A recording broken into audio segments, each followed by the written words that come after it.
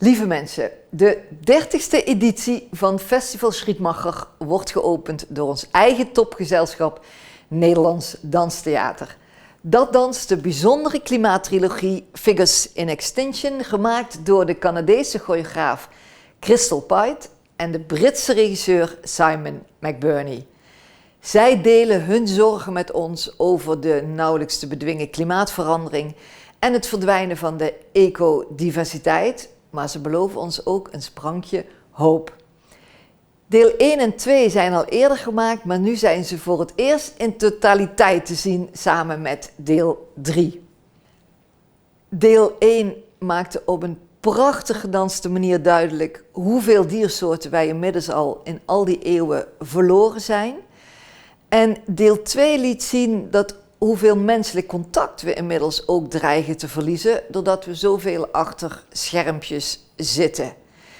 In deel 3 willen ze lichtpuntjes laten zien in deze duisternis. Crystal Pite is een bekende van Schietmacher. Vorige editie haalde ze nog staande ovaties voor Revisor door haar eigen gezelschap Kit Pivot. En het werk van de vermaarde theater- en opera-regisseur Simon McBurney is eigenlijk niet vaak in deze contraien te zien. Heel misschien kennen sommigen hem als acteur van komische rollen in Britse comedy-series en anders kent u misschien zijn stem. Die leende hij aan de huiself in de Harry Potter films. Maar als regisseur is hij wereldberoemd. En samen met Crystal Pite deelt hij eigenlijk een nieuwe manier van verhalen vertellen. Ze combineren dans met theater, met beweging, met mime, met lip-sync ook, met comedy en dus met veel beweging. En dat gaan we zien in deze Figures in Extinction. Schietmacher wist deze twee grootheden voor de camera te krijgen voor een introductie op deze unieke klimaattrilogie. Hello, Simon and Crystal. Thanks for joining us. The trilogy, Figures in Extinction, will be the opening performance of Schietmacher. Please, could you introduce a little the subject, the inspiration source behind the whole trilogy? There are 3 pieces in it. Each one is called Figures in Extinction. The first one has a subtitle of The List. And that is because when we started, we became interested and attempting to talk about our relationship with what we might call the living world or nature. And in this particular sense, that so much is, of course, being destroyed, as we know, as everybody knows. And one of the consequences of this destruction is a very rapid increase in the extinction of different species on our planet. People know about this, but of course it is something that we don't look at and something we don't like to look at. And so that was a starting point for Crystal and I to make a response, which was about a little bit about articulating how we feel in the face of this disaster. It's a great challenge to try to make a work about the climate crisis or about current events in general, actually, without causing a kind of fatigue or feeling of disconnect for the people that might come to see it. And so we wanted to offer this work as a kind of a gesture, as an invitation for people to come together and just to grapple with, but also to share in a feeling of powerlessness, I guess, to share in a feeling of solidarity in our grief and separation.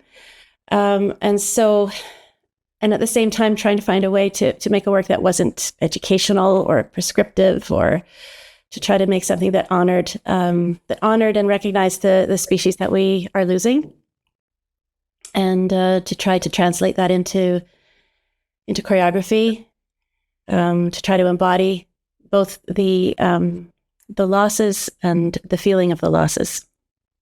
And the agreement, very, very simply, was that I would provoke Crystal and then help her make a piece. Then, as it were, the process would be slightly reversed in the second one. And in the third one, we would come together to make something on a very much a kind of equal basis, because we had in the previous two learned how to work together. And so I would send Crystal, for example, I sent some recordings of my daughter who was looking at birds. I sent her bits of books and fragments of text. And so there was a very important text by John Berger called Why Look at Animals, which Crystal seized upon. And so it is not about something, each time, it's not about kind of trying to, show exactly what it is we're looking at, but what we feel. It is, you could say perhaps, it is a poetic response. And the second act is named But Then You Come to the Humans. We were inspired by the work of Ian McGilchrist, who wrote a book, The Divided Brain and the Making of the Western World. And there's a sort of a short form summary or cartoon of that book that we found inspiring, both in terms of its content, but also in terms of its delivery. The nature of how it used illustration and sound effects to get to deliver the material. We found that for me, I found that really exciting, because I could see how it could translate really beautifully into choreography. There is something within us, which means that we are behaving in the way that we are behaving. It's not just arbitrary. It's not just that is how human beings are. Because in history and prehistory, we had a very different relationship with the living world.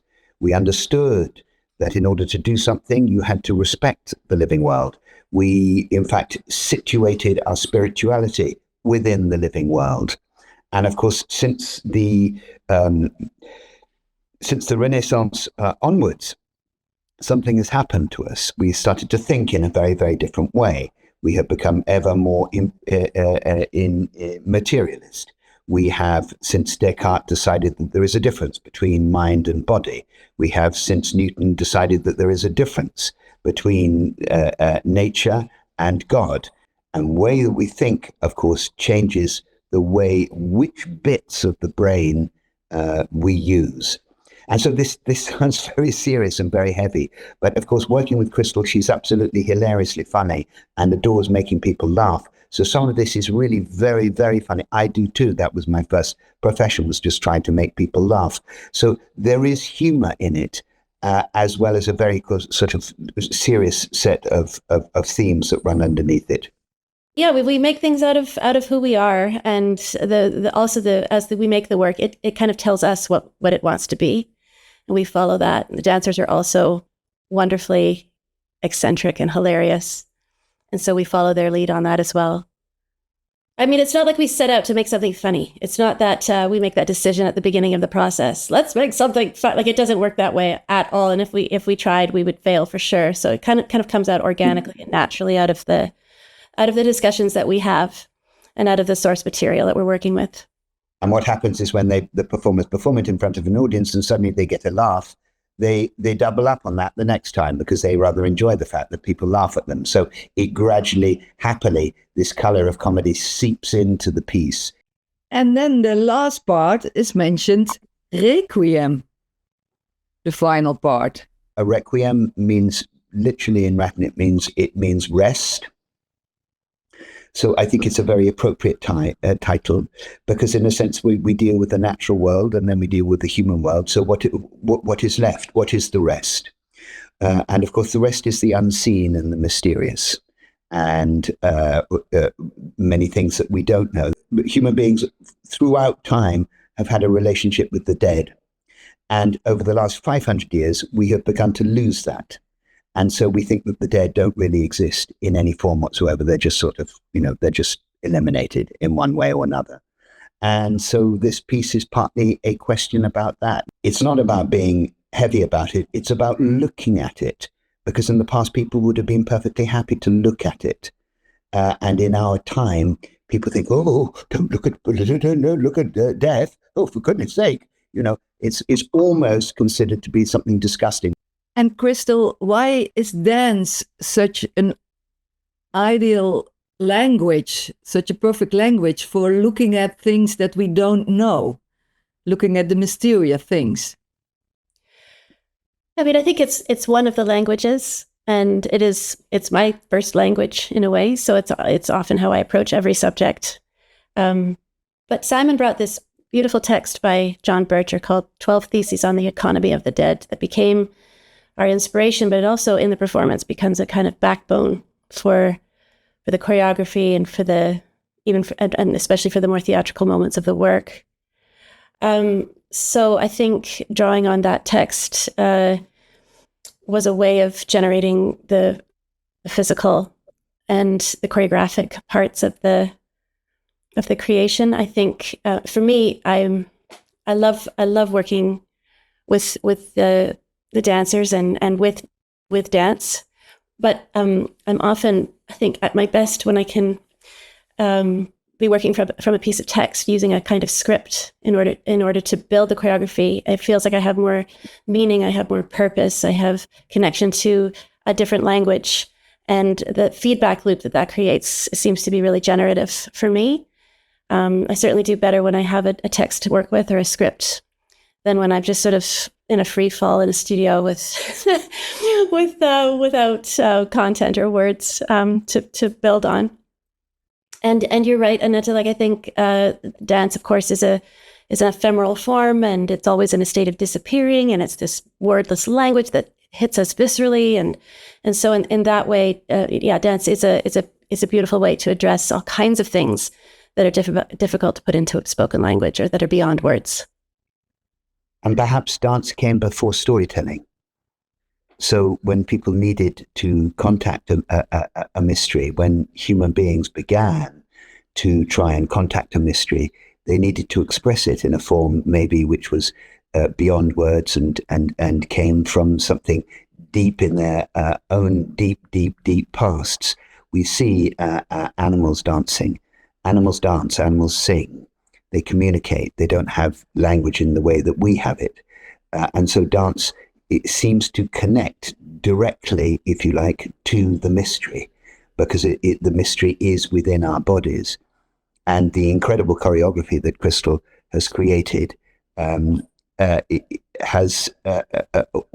within the gesture, you can't always say what the gesture means, but the gesture is there to carry something in which perhaps the people who are watching give meaning to. And so the invitation to the audience is, oops, here comes the cat. Is there you are, there's a mystery. Dancing. Is for people to discover perhaps within what we do their own story. And you both combining text, dance, lip sync, slapstick, comedy, music. Can you tell a little bit more about this new way of storytelling that you both find each other perfectly in? I mean, I never think of it as a new way of storytelling. I don't think of it that way at all. Exactly. I just think of it as storytelling. And I like using all of the tools that I can think of to be able to express or deliver a particular content. And so dance is one of those things, text is one of those things, and props and costumes and set design and sound, and they're all different channels, they're all different pathways into the content of our work. And there's so many different types of people that see our show, and they can be touched and moved in different ways. And I think we always just want to offer different channels into what we're doing, and so that people can find their way to us and find their way to each other in the theater. They may appear to be new, but they're just, Crystal and I are magpies.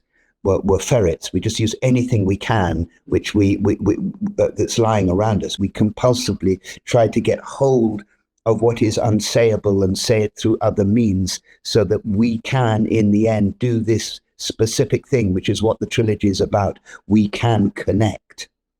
Because in this age of disconnection, the most active active thing you can do is to connect.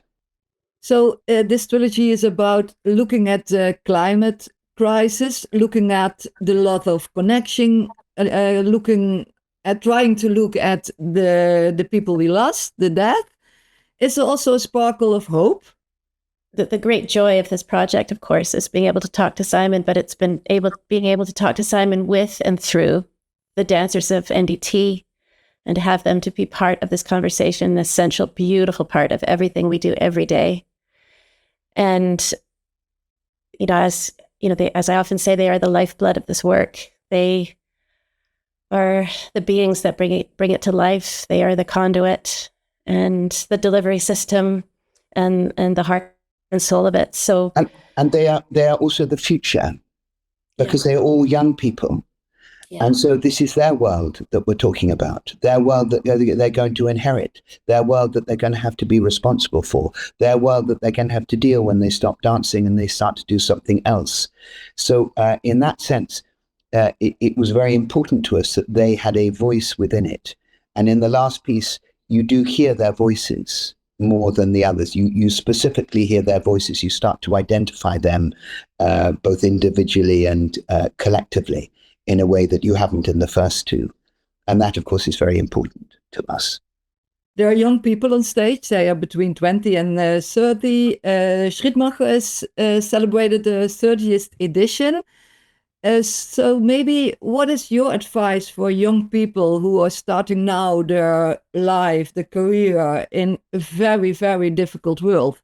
I think it's challenging to maintain hope.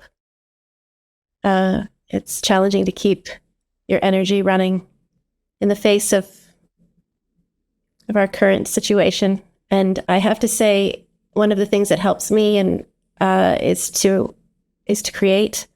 It feels like art is a form of love and a form of hope, and it sustains me.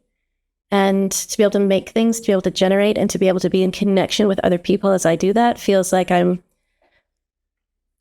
part of what humanity can do when it's at its best, when it's at its most connected and communicative and creative.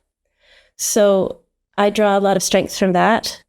They're already artists, so they're already doing that, but finding, I guess, new ways to weave creativity into their lives going forward in all the different ways that can take place. It's not just dance. It's not just in theater either. Creativity takes many forms. The way that we see the world is we are constantly being told, and this is particularly a trait of the extremist right wing who are on the extraordinary rise throughout the world, is that there is only one way to look at the world. So Hitler understood this, and so prescribed what looked good. He had a very, very strong aesthetic. He himself was a painter. And the same with all these other despots around us, Trump, Musk, Orban in Hungary, Milei in Argentina. They're everywhere. Putin, Netanyahu, these are all despots. They are extreme fanatics who wish the world to be seen in a particular way. And what an artist does is, as it were, open the curtain, just draw the curtain aside and say, but look, this is something different. And so creativity is incredibly important for everybody, because it allows you to see something in a different world, in a different way. We are all artists. We are all creatives. Economy, money, none of that exists. That's all a narrative which is foisted upon us. But the thing that is absolutely certain is that we are all imaginative beings. And that is the main reason we are here, is to imagine. And the imagination allows us to connect. So you both will put away the curtain in the middle of March at the opening of the Schrittmacher Festival to stimulate all our imagination. Thanks for making time for us. We're looking forward to Figures in Extinction and, of course, to the 30th edition of Schrittmacher. Thank you both, Simon and Crystal. Thank you, Annette. Thank you. Thank you.